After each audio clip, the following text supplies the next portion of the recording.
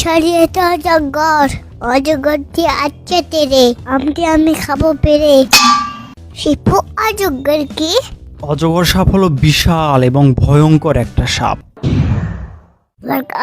তোমার গার্লফ্রেন্ডের মতো?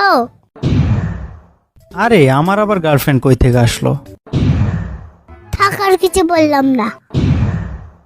অজগর সাপ আস্তে আস্তে মানুষ গোটা গিলে খেয়ে নিতে পারে। ওটা পিঠু কেনরা? অর্ধেক অর্ধেক করে খেলেই তো হয়।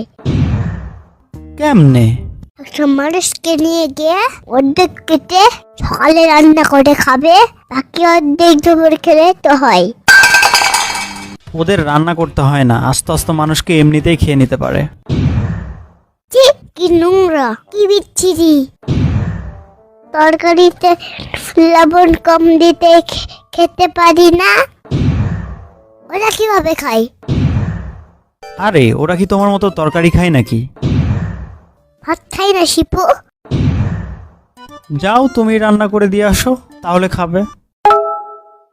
দিতে যাবনি তাহলে একদিন। যে দেখো ভাত রেখে তোমাকে খেয়ে নেবে।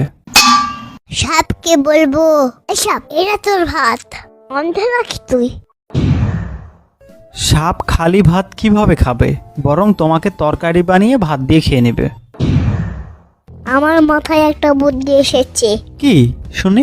তোমাকে কেটে তোমার কলেজে বন্যা করে খাবো, তাহলে আর কোনো সমস্যা হবে না।